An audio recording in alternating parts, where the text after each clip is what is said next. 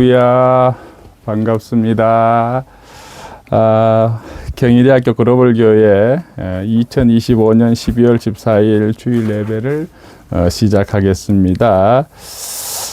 우리 다 함께 신앙 고백 드림으로써 예배를 시작하겠습니다. 전능하사 천지를 만드신 하나님 아버지를 내가 믿사오며 그 외아들 우리 주 예수 그리스도를 믿사오니 이는 성령으로 잉태하사 동정녀 마리아에게 나시고 본디오 빌라도에게 고난을 받으사 십자가에 못 박혀 죽으시고 장사한 지 사흘 만에 죽은 자 가운데서 다시 살아나시며 하늘에 오르사 전능하신 하나님 우편에 앉아 계시다가 저리로서 산자와 죽은 자를 심판하러 오시리라.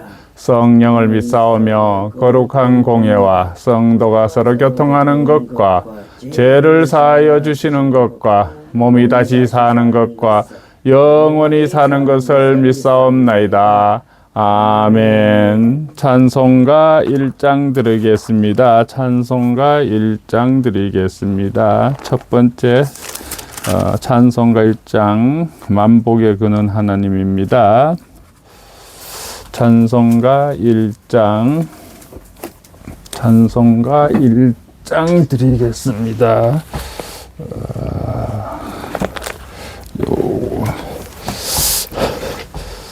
시작.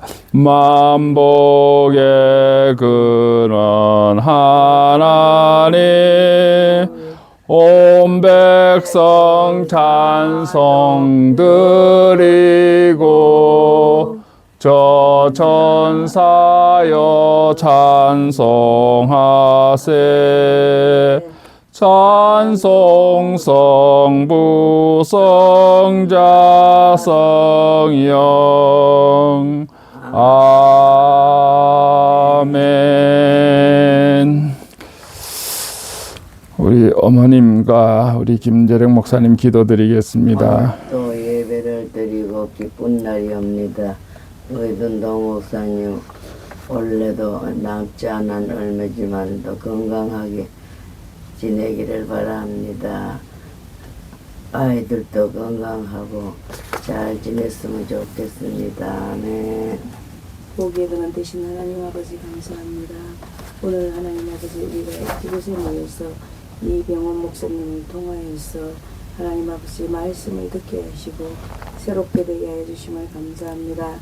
무엇보다도 우리 이병원 목사님에게 건강의 축복 주시고 하는 모든 일이 주님 앞에 온전할 수 있도록 도와주시옵시고 건기옥 어머니를 축복하여 주시사 영육간에 강한 건함을 주시옵소서. 사랑의 하나님께서 믿음으로 나아갈 수 있도록 저희들에게 하나님의 신과 지혜를 주심을 감사하며 예수님 이름으로 기도드립니다. 아멘. 우리 성경 말씀은 요한일서 1장 9절입니다. 요한일서 1장 9절입니다. 여기 적어놨습니다. 요거. 예, 우리 다 함께 읽겠습니다. 시작. 만일 우리가 우리 죄를 자백하면 그는 미쁘시고 의로우사 우리 죄를 사하시며 모든 불의에서 우리를 깨끗하게 하실 것이요. 아멘. 찬송가 310장 드리겠습니다. 찬송가 310장 드리겠습니다. 310장 찬송가 310장 드리겠습니다. 시작. 하나님의 은혜로 있을 데 없는 자 왜 구속하여 주는지 난 알 수 없도다. 내가 믿고 또 의지함은 내 모든 형편자라는 주님 널 돌보아 주실 것을 나는 확실히 아네. 왜 내게 굳센 믿음과 또 복음 주셔서 내 마음이 항상 편한지 난 알 수 없도다. 내가 믿고 또 의지함은 내 모든 형편 아시는 주님 널 보호해 주실 것을 나는 확실히 아네. 왜 내게 성령 주셔서 내 마음을 감동해 주 예수 믿게 하는지 난 알 수 없도다. 내가 믿고 또 의지함은 내 모든 형편 아시는 주님 널 보호해 주실 것을 나는 확실히 아네. 주 언제 강림하실지 혹 밤에 혹 낮에 또 주님 만날 그것도 난 알 수 없도다. 내가 믿고 또 의지함은 내 모든 형편 아시는 주님 널 보호해 주실 것을 나는 확실히 아네. 아멘. 할렐루야. 여러분 반갑습니다. 오늘은 요한 1서 1장 9절 말씀을 가지고 회개의 기쁨이라는 제목으로 함께 은혜를 나누고자 합니다. 요한 1서 1장 9절을 제가 한번 읽겠습니다. 만일 우리가 우리 죄를 자백하면 그는 미쁘시고 의로우사 우리 죄를 사하시며 우리를 모든 불의에서 깨끗게 하실 것이요. 한 20년 전 2006년도에 한 영화가 음란서생이라는 영화가 있었어요. 주연은 한석규였습니다. 우리 아파트에 사시는데 우리 처음 입주해서 한석규 인기가 대단했습니다. 처음 아파트를 이렇게 입주하니까는 얼마나 부족한 게 많겠어요. 한석규도 새 아파트를 분양받았으니까는 어려운 것은 관리실에 전화하죠. 여보세요. 이렇게 목소리가 참 좋았나 봐요. 그러면 거기 뭐 청소하시는 분, 정리하시는 분, 그분들끼리 소문이 나다. 한석규 목소리 너무 좋아. 계속 그 집에 고장이 나간 게 있어서 많이 전화 왔으면 좋겠어. 뭐 이렇게 얘기합니다. 그럼 목소리가 좋다. 그러고 보니까 한석규가 성우 출신이었더라고요. 성우로. 그럼 목소리가 좋아서 그래서 배우가 돼서 그 2006년도에 그 음란서생이라는 영화를 주연을 맡았는데 그 내용이 뭐냐 하면은 과거에 여러 번 낙방한 선비가 글을 잘 썼어요. 글을 잘 써서 그런 요즘 같으면은 뭐 그런 지난번 그 연세대 마강수 교수처럼 이 글을 이렇게 현란하게 썼어요. 아주 그 심의에도 걸릴 만한. 자, 그런데 그 당시가 조선시대 정조시대의 배경입니다. 그 정조라는 대왕이 또 재밌는 분이잖아요. 그래서 이 윤성가 글 잘 쓰는 낙방한, 과거에는 여러 번 낙방한 그 사람 그 재능을 알아보고 스카우트 합니다. 그래서 한석규가 참 글을 잘 써요. 그런 그 당시에 상당히 파장이 있죠. 그리고 마강수 교수도 연세대 교수 파면됐지 않습니까? 그보다도 더 야한 글들을 많이 써서 그 당시에 파장을 일으킨 그 내용을 줄거리로 하고 있습니다. 여러분, 음란죄에 사로잡힌 사람이 있습니까? 그러면 고백하십시오. 그 방법 외에는 이길 힘이 없습니다. 청소년들, 청년들, 심지어 어른들 중에도 음란 사이트에 중독된 사람들이 많습니다. 진정으로 회개하지 않으면은 그것을 끊을 수가 없습니다. 그 전에 하버드 대학교 신학대 학장이 이제 그런 파일 때문에 파면당했다는 얘기도 제가 한 적이 있죠, 그죠? 자, 그렇다면 회개란 무엇입니까? 제가 음란 사이트에 빠져 있습니다. 저를 위해 기도해 주십시오. 그렇게 고백하는 것입니다. 이런 고백은 정말 부끄러운 일이지요. 하지만 정말로 끊고 싶다면은 죄를 고백해야 됩니다. 회개하지 않으면은 그런 죄를 이길 수가 없습니다. 어느 성도가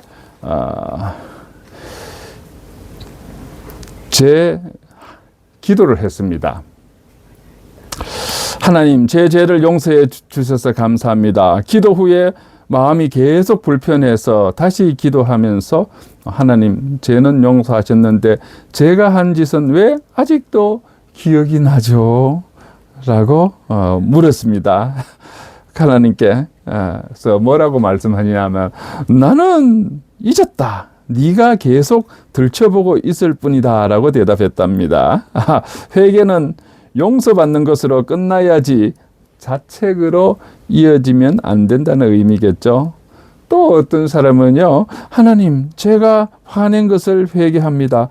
그런데 그 사람이 먼저 사과하면은 진짜로 회개하겠습니다 라고 회개하는 사람이 있었답니다.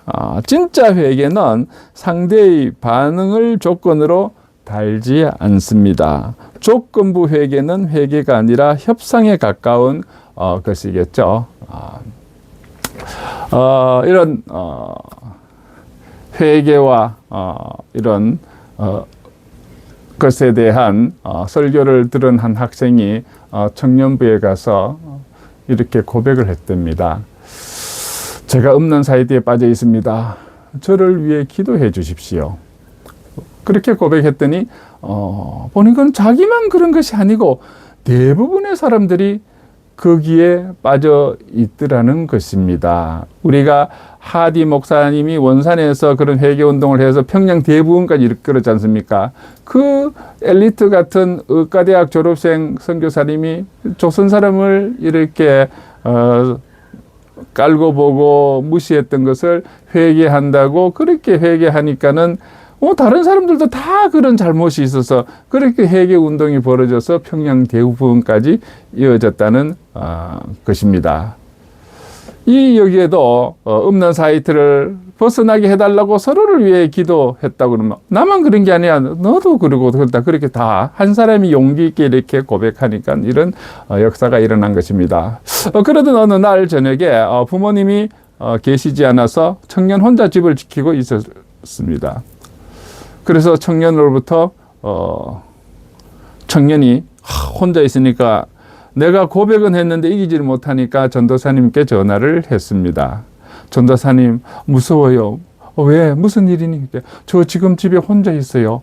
컴퓨터도 있고 어머님, 아버님은 외출하고 없고 참 무서워요. 내 이 유혹을 이길 자신이 없어요. 라고 전도사님께 전화를 했습니다. 그래서 전도사님은 조금만 기다리라고 말한 다음에 다른 청년들과 함께 그 청년의 집으로 갔습니다. 그렇게 청년의 집에 모여서 예배드리고 큐티를 나누고 청년의 부모님이 오실 때까지 같이 있었다고 합니다. 청년은 그렇게 고백함으로써 음란 사이트의 유혹에서 이길 수 있었다고 간증했습니다. 도무지 이길 수 없었던 그 음란의 유혹을 자백함으로써 이긴 것입니다. 그날 죄에서 이기고 난 그는 다음에 또 혼자 집에 있게 되었을 때에 이제는 굳이 다른 사람들을 오라고 할 필요도 없이 혼자서 죄의 유혹을 이길 수 있다고 합니다.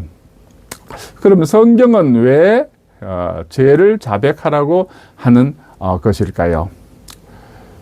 위의 핵심은 죄를 자백해야 죄를 이길 수 있다는 것입니다. 자백해야 죄를 이길 수 있다는 것입니다. 자백에는 타이밍이 참 중요합니다. 지난주에 우리 정치권에서 아주 시끄러웠죠. 통일교에서 야당에게만 뇌물을 준 줄 알았는데 여당의 여러 사람들, 현직 장관에게까지도 뇌물을 주었다고 했지 않습니까?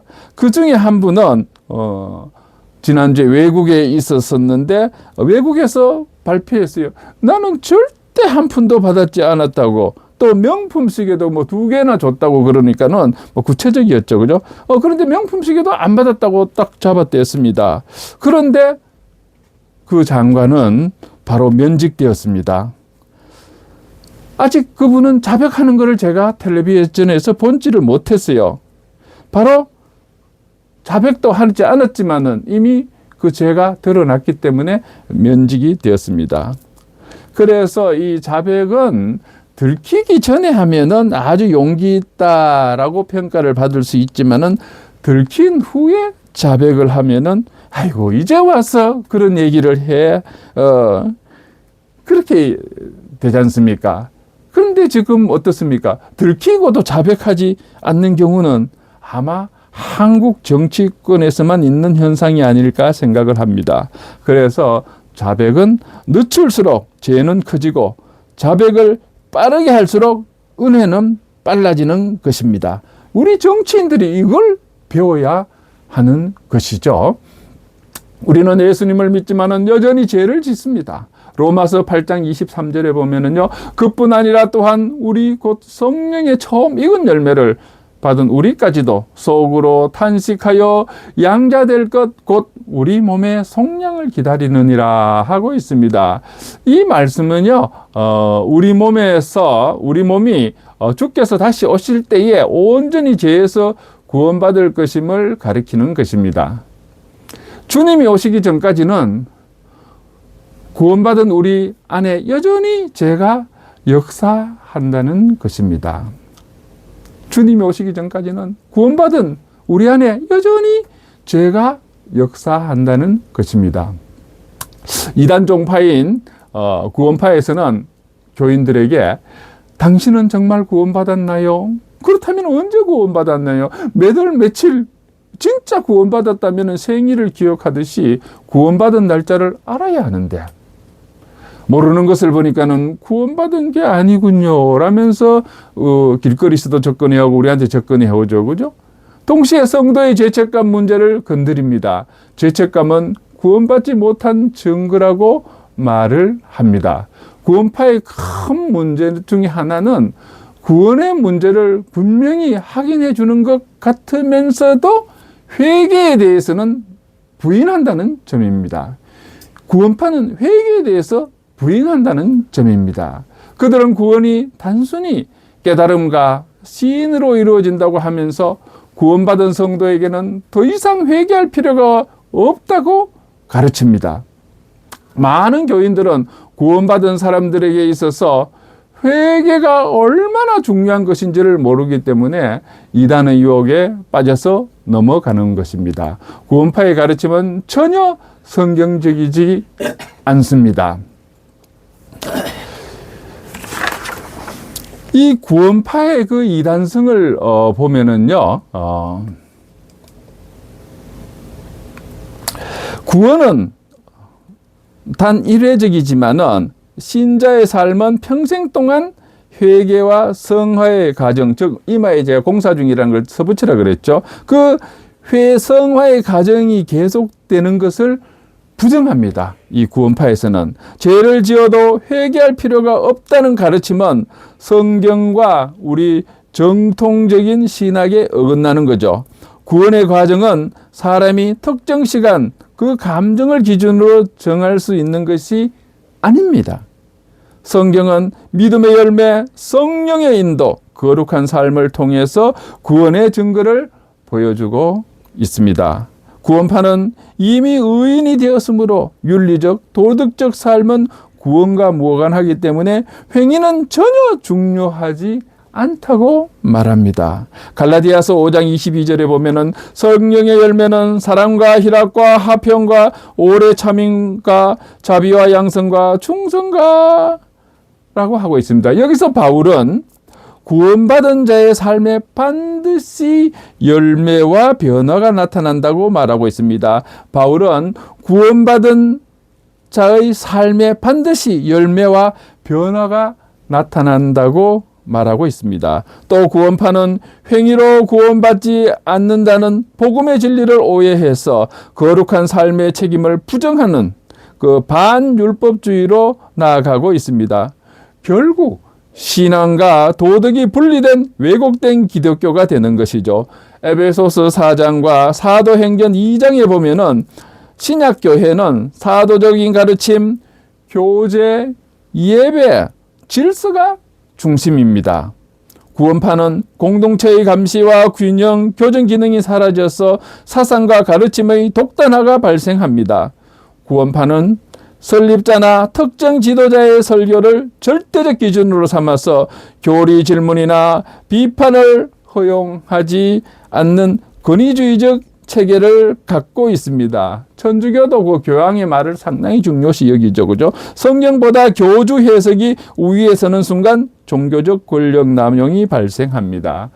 실제로 구원파 일부 계열은 폐쇄적 운영과 사회적 문제로 여론의 비판을 받고 있습니다. 구원파의 이단성을 요약한다면은 첫 번째로 회개를 부정하는 반성과 구원론입니다. 또 둘째는 구원을 특정 체험과 순간으로만 규정하고 있고요. 세 번째는 거룩한 삶의 성화, 즉 공사 중이라는 것을 배제합니다. 네 번째는 교회 공동체를 부정하면서 지도자 중심으로 운영하고 있습니다. 다섯 번째는 교리와 성경 해석에 심각한 왜곡이 있습니다. 마지막으로 폐쇄적 구조로 인해서 사회적 문제가 발생하고 있습니다.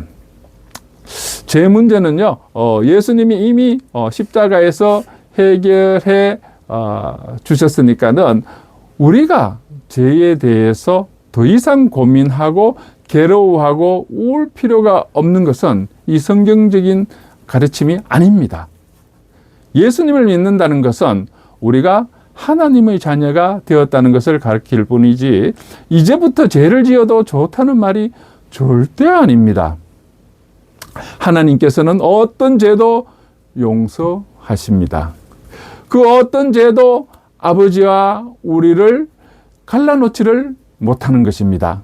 그러나 하나님께서는 죄를 무조건 용납하시는 것은 아님을 우리가 명심해야 합니다. 예수님을 영접하고 더 이상 죄를 짓지 않겠다고 맹세를 했지만은 제 자신이 여전히 똑같다는 사실에 저는 당황을 했습니다. 저는 아주 크게 변화될 줄 알았습니다. 이제는 새로운 삶을 살겠구나라고 생각했는데 세월이 흘러도 제 삶은 그대로였습니다. 제 마음속 깊이 육신의 정욕, 안목의 정욕, 이생의 자랑 이 하나도 없어지지 않고 그대로 남아있는 것이었습니다. 이러한 사실을 지각한 저는 정말 당황스러웠습니다. 내가 아직도 진짜 회개를 하지 않는 모양이다. 내가 예수를 구주로 영접했다고 생각했는데 뭔가 부족한 것이 있나 보다. 그러한 두려움에 사로잡혔습니다. 그럼 이제 또 어떻게 해야 한단 말인가? 다시 그렇게 막막해지는 것이었습니다. 죄는 단순히 불신자의 문제만은 아닙니다. 예수님을 영접하고 구원을 받은 그리스도인에게도 죄의 문제는 매우 심각합니다. 그러나 불신자의 죄와 그리스도인의 죄는 차원이 다릅니다.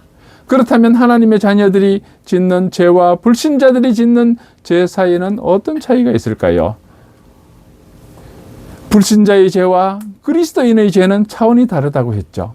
로마서 8장 1절에 보면 이렇게 나옵니다. 그러므로 이제 그리스도 예수 안에 있는 자에게는 결코 정죄함이 없나니 라고 하고 있습니다. 또 로마서 8장 34절에 보면은 누가 정죄하리요? 죽으실 뿐 아니라 다시 살아나신 이는 예수 그리스도시니 그는 하나님 우리 우편에 계신 자요 우리를 위하여 간구하시는 자시니라 하고 있습니다. 여기서 그리스도인에게는 무엇이 없다고 했습니까? 정죄가 없다고 했습니다. 히브리서 12장 7절에서 8절에 보면요. 너희가 참으면 징계를 받기 위함이라 하나님이 아들과 같이 너희를 대우하시나니 어찌 아버지가 징계하지 않는 아들이 있으리요. 징계는 다 받는 것이거늘 너희에게 없으면은 사생자요 친아들이 아니니라.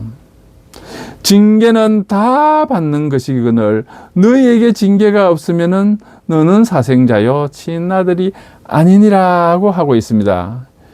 여기서 그리스도인에게는 무엇이 있다고 했습니까? 징계가 있다고 했습니다. 정죄와 징계 사이에는 서로 어떤 차이가 있다고 여러분은 생각하십니까? 불신자의 죄에는 정죄가 따르고 그리스도인의 죄에는 징계가 따릅니다. 그리스도인들도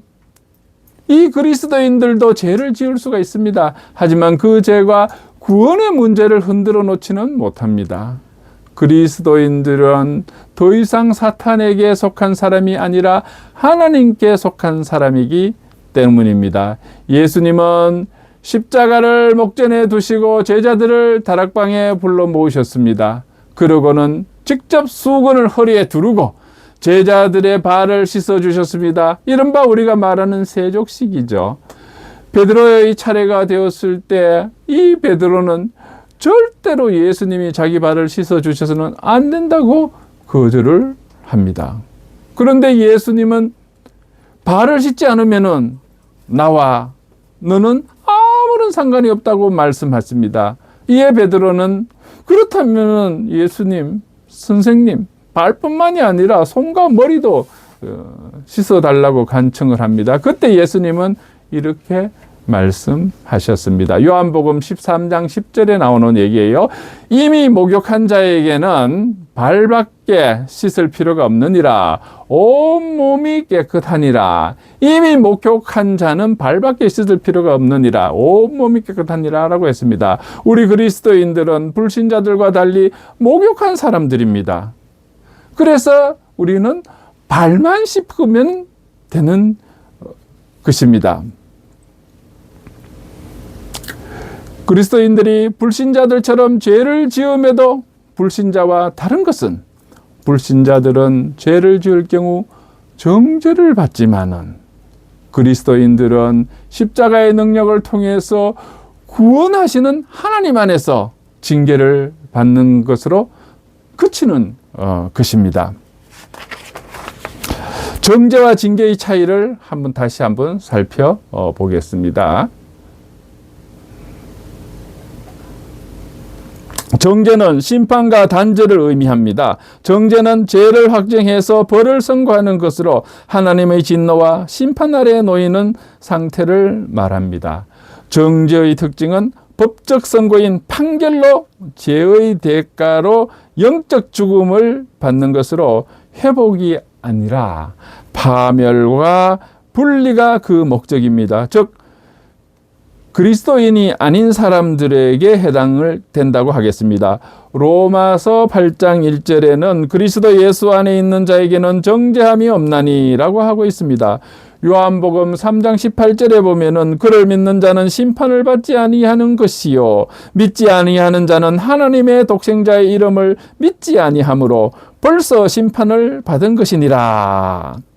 믿지 않는 사람은 하나님의 독생자의 이름을 믿지 아니하므로 벌써 심판을 받은 것이니라 하고 있습니다. 따라서 정죄는 죄에 대한 최종적인 판결에다가 영적인 단절과 구원이 없는 것입니다. 반면에 징계는 사랑과 회복을 위한 훈련으로 하나님이 사랑하는 자를 바르게 하기 위해서 주시는 그 훈련과 교정으로 그 목적은 처벌이 아니라 회복과 성숙입니다. 징계의 목적은 처벌이 아니라 회복과 성숙인 것입니다. 징계의 특징은 하나님 아버지의 사랑에서 비롯되는 것이며 신자의 죄나 잘못을 바로잡기 위한 과정으로서 고통은 있을 수가 있지만은 반드시 은혜와 유익으로 끝이 나는 것입니다. 징계는 하나님의 자녀에게만 주어지는 특권입니다. 히브리서 12장 6절에 보면은 주께서 사랑하시는 자를 징계하시고 그가 받으시는 아들마다 채찍질하심이라 하고 있습니다. 히브리서 12장 8절에 보면은요, 징계를 받는 것은 하나님의 자녀임을 증명하는 것이라고 했습니다. 징계를 받는 것은 하나님의 자녀임을 증명하는 것이라고 했습니다. 따라서 징계는 사랑에서 나온 교정이요 성숙의 과정이자 회복의 목적이 있는 것입니다. 따라서 정죄는 심판이며 하나님과 관계없는 사람에게 적용됩니다. 징계는 사랑의 교정이며 하나님과 깊은 관계 속에서만 일어나는 것입니다. 그러므로 우리 믿는 자는 죄를 지어도 정죄되지 않지만은 사랑의 징계를 통해서 바른 길로 인도를 받는 것입니다. 정죄와 징계는 전혀 다른 차원에 속한다는 것을 이제 알 수 있었죠. 하나님께서는 그리스도인들이 허물과 죄로 더러워져 있다 해도 정죄해서 버리시지는 않습니다. 마치 탕자가 아버지께 물려받은 유산을 모두 탕진하고 돌아왔을 때 아버지가 그 아들에게 입을 맞추고 반지를 끼워주면서 다시 받아들이는 것처럼 말입니다.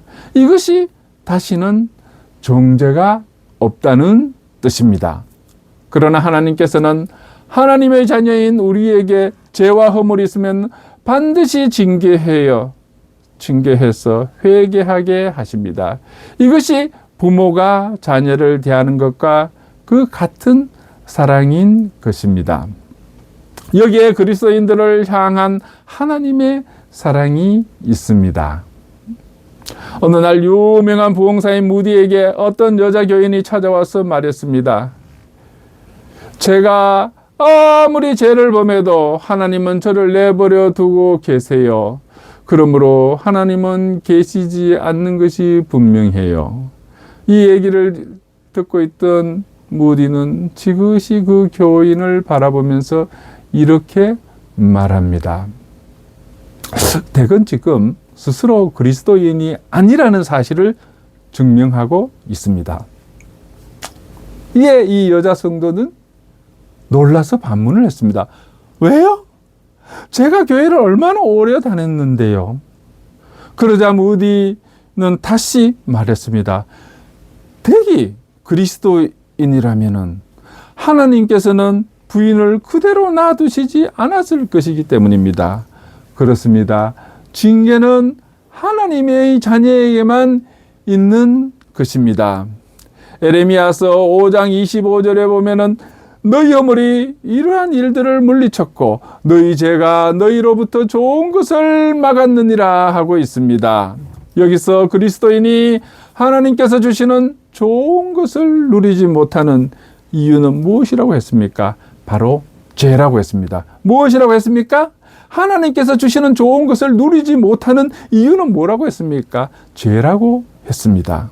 하나님께서는 죄 위에 은혜와 부흥을 주시지는 않습니다. 죄와 허물이 있으면은 하나님의 자녀가 누릴 은혜와 축복을 누리지 못하게 하는 것입니다.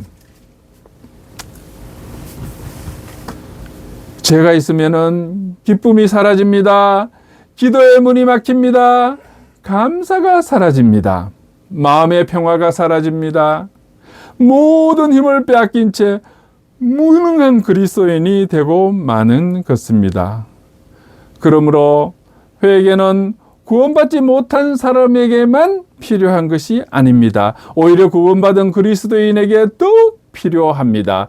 회개가 없어도 삶이 잘 풀린다면은 그것은 축복이 아니라 버림을 받은 증거인 것입니다.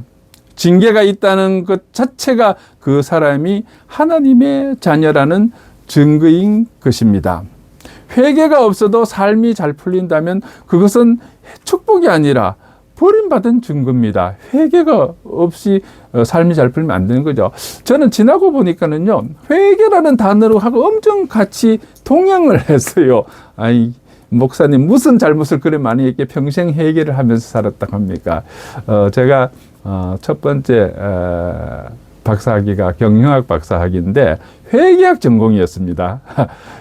회계학 전공으로 경영학 박사학위를 받고 저 동양대학교 경영학과 교수로 부임해서 제가 가르친 과목들이 회계학 관련 과목을 주로 초창기에는 가르쳤습니다.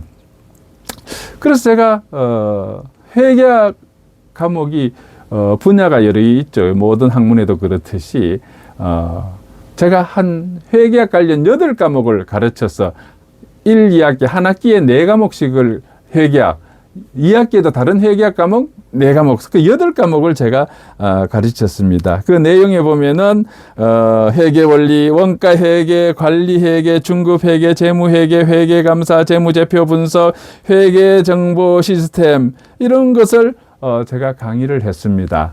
한 번은 경희대학교 그 회계학 교수님이 우리 동양대학교 평가하기 위해서 오셨더라고요. 그래서 같이 식사하고 같이 하면서 묻더라고요. 이 교수는 무슨 과목을 가르쳐요. 그래서 제가 회계 중에서도 전공은 재무회계입니다. 원가와 관리회계가 아니고 그분은 관리회계, 원가회계 담당 교수님이었는데 제가 이 8과목을 쭉 나열했습니다. 그게 회계학의 전 분야를 제가 강의를 했는 거죠. 그러니까 교수님이 시고 쓰면서 이 교수 완전 사기꾼이구만 그러더라고요. 맞습니다. 사실은 한 교수가 이 8개 과목을 전 분야를 가르친다는 것은 사실 불가능한 것이죠. 제 전공만 가르쳐야 되는데 그 당시 동양대학교에는 회계학 교수는 저 혼자밖에 없었기 때문에 제가 부득이 전 전공, 제 전공이 아닌 분야도 다 가르쳤습니다. 덕분에 뭐 제가 회계학 전 분야를 알게 되었죠. 가장 좋은 가르침은요, 가장 좋은 배움은 가르치는 것입니다. 가르쳐야 되기 때문에 공부해야죠. 그래서 제가 회계학 전 분야를 강의를 몇 년을 했죠. 그러니까는 회계학 전 분야를 제가 가르치고, 이 회계가 이 교회에 오니까도 계속 회계하라고 그러고 학교 가서도 회계를 하게 되고 또 교회에서 회계하고 학교에서도 회계를 가르치고 또 거기 감사까지 가르쳐요. 회계 감사라는 과목이 있어요. 공인회계사를 하는 거 있죠. 그 감사도 제가 가르쳤습니다. 그렇게 회계와 감사는 제 삶에서 떠나지 않았다고 저는 생각을 합니다. 그리고 제가 그러면은 교회에서 회계하는 말과 학교에서 가르치는 회계란 무슨 차이가 있을까 곰곰이 생각해 봤어요. 교회에서의 회계는 내가 지난 생활을 하나님 말씀에 비춰봐서 어긋나는 게 있느냐 없느냐, 어긋난 게 있으면 하나님께 용서를 구하고 다시 용서받아서 시작하는 그게 교회에서 회계죠. 우리 그러면은 경영학, 회계학에서 가르치는 회계는 뭐냐? 우리 회사에서 장부 정리를 쫙 하죠. 장부 정리하는 것, 그 회계 처리에 따라서 회계 기준이라는 게 있습니다. 우리 신앙에는 성경 말씀이 있듯이 우리 회계 실무에서는 회계 기준이 있습니다. 회계 장부 처리를 쫙 했는데 이게 회계 기준에 맞게 처리했느냐 아니냐. 자, 그걸 이제 공인회계사 감사를 받는 거죠. 그죠? 그래서 그 회계 기준에 맞게 잘 했으면 문제 없고 잘못됐으면 그 회계 기준에 맞춰서 다음 처리하도록 그 감사 의견을 내죠. 그죠? 뭐 한정 의견도 주고 적정 의견도 주고 뭐 의견 거절도 합니다만은 그렇다면은 교회에서 회계나 우리 대학에서 가르치는 회계학의 회계나 뭐 일맥상통한다고 저는 생각하고 있습니다. 그래서 교회에서 회계나 뭐 우리 회계에서 가는 회계나 비슷한 원리다. 그래서 저는 회계와 감사에 대해서는 몸에 배어 있다고 생각을 합니다. 자, 로마서 1장 28절에 보면은 또한 그들이 마음에 하나님 두기를 싫어하며 하나님께서 그들을 그 상실한 마음대로 내버려 두사 합당하지 못한 일을 하게 하셨으니라고 하고 있습니다. 죄는 잊어버렸다고 해결되는 것이 아닙니다. 우리는 죄와 싸워야 합니다. 우리는 죄와 싸워야 합니다. 나는 죄와 싸우리라. 나는 결코 죄의 종노릇을 하지 않으리라는 그 자세를 갖고 기도해야 합니다. 하나님, 제가 죄와 싸우겠습니다. 죄의 종이 되지 않겠습니다. 나는 죄에 대해서 이기기를 원합니다. 라고 선포해야 합니다. 물론 우리 힘으로는 싸울 수가 없습니다. 죄 뒤에는 마귀가 역사하기 때문이고 또 죄를 지은 사람은 죄의 종이기 때문입니다. 그러나 우리는 예수님의 보혈로 구원받은 사람들입니다. 죄와 저주에서 해방된 사람입니다. 그러므로 이제는 싸울 수가 있습니다. 우리는 승리할 수 있습니다. 우리는 죄와 싸워서 이겨야 됩니다. 우리는 이길 수 있습니다. 제가 승리할 수가 있는 것입니다. 그럼 오늘의 내용들을 한번 요약해 보면은요, 죄를 회개하는 것이 죄를 이기는 방법이라는 것입니다. 회개하는 것이 죄를 이기는 방법입니다. 많은 교인들이 신앙생활을 해나갈수록 오히려 은혜와 감격을 잃어버리게 됩니다. 왜 그들에게 십자가의 감격이 없을까요? 죄를 그냥 넘겨버리고 회개하지 않으며 살기 때문입니다. 죄 씻음의 은혜는 십자가를 붙잡은 사람만이 누릴 수가 있습니다. 죄보다 무서운 것은 회개하지 않는 삶인 것입니다. 심령의 완악함을 유지하는 삶입니다. 사람들은 죄를 짓고 들키지 않으면 죄를 지은 것이 아니라고 스스로 합리화합니다. 그러나 사람의 눈은 속일 수 있어도 하나님의 눈은 속일 수가 없습니다. 아무리 부끄럽고 힘들어도 주님 앞에 그 지은 죄를 낱낱이 자복할 때에 그 죄는 그리스도의 보혈로 씻어지는 것입니다. 철저한 회개가 없는 믿음은 거짓 믿음임을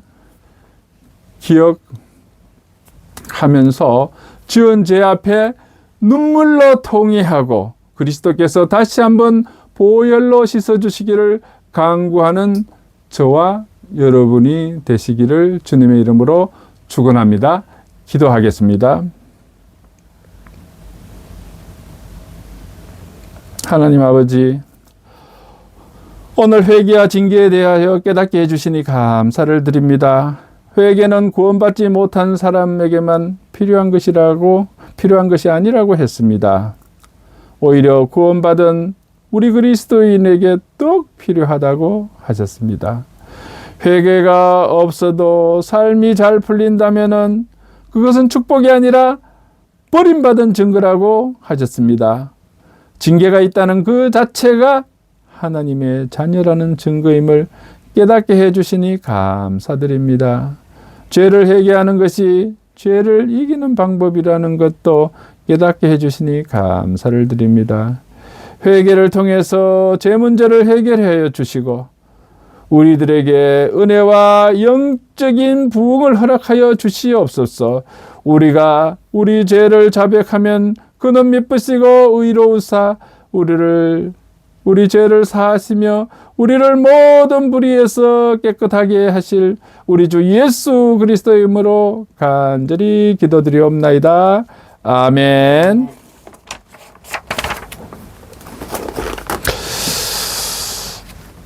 찬송가 252장 드리겠습니다. 찬송가 252장 드리겠습니다. 찬송가 252장 드리겠습니다.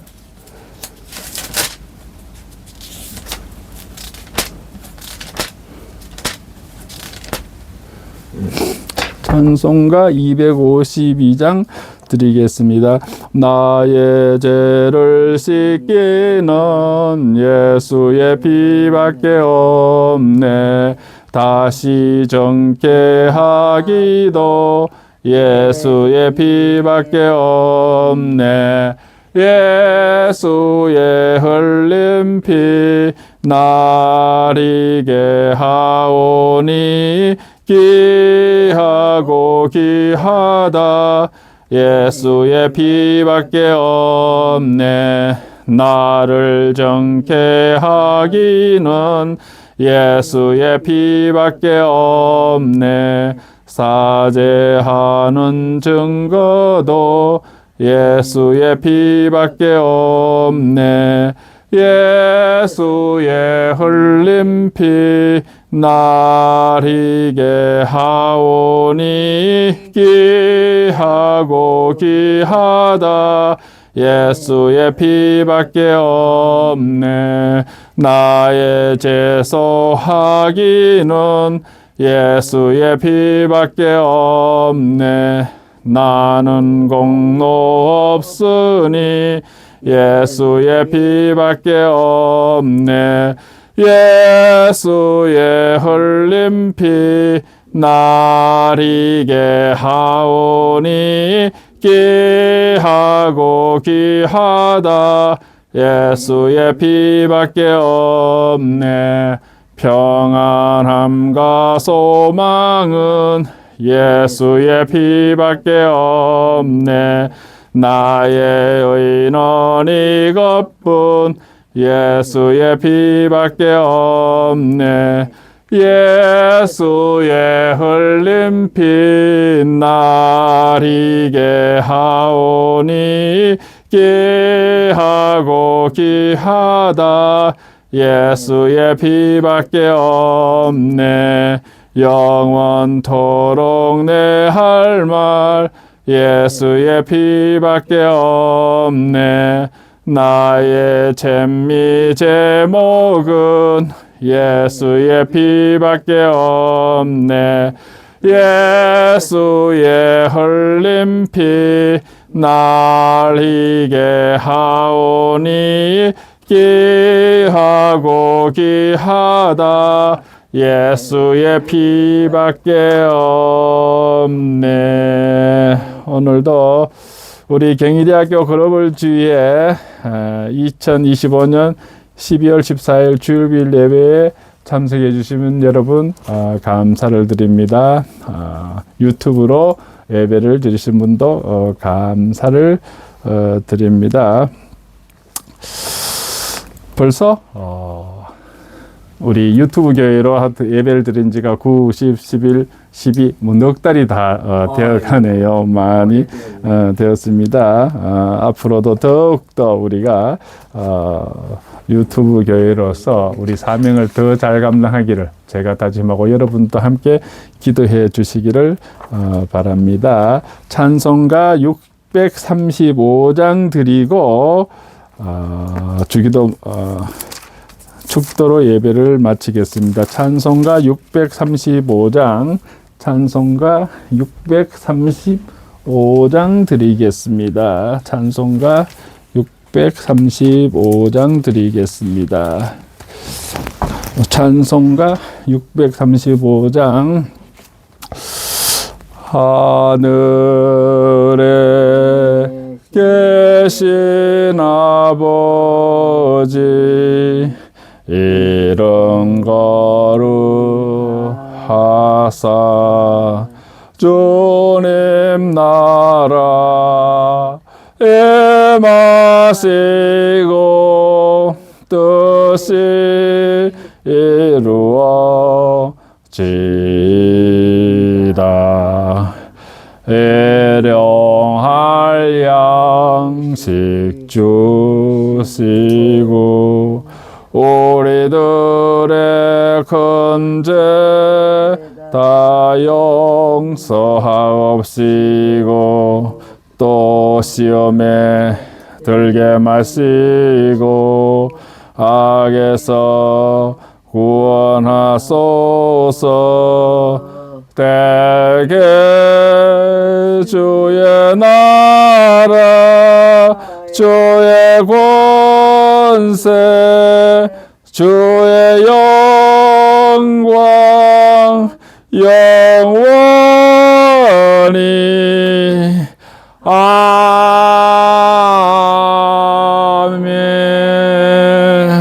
지금은 우리 주 예수 그리스도의 은혜와 하나님 아버지의 극진하신 사랑과 성령님의 감화감동 충만 교통하심의 역사가 오늘 경희대학교 글로벌 교회 주일 예배에 참석하여 우리의 죄를 하나님께 자백하면서 회개의 기쁨을 가지기로 다짐하고 나아가는 온 하나님의 자녀들 머리 위에 지금부터 영원토록 함께할지어다. 아멘. 하나님께 영광의 박수 올립니다. 감사합니다.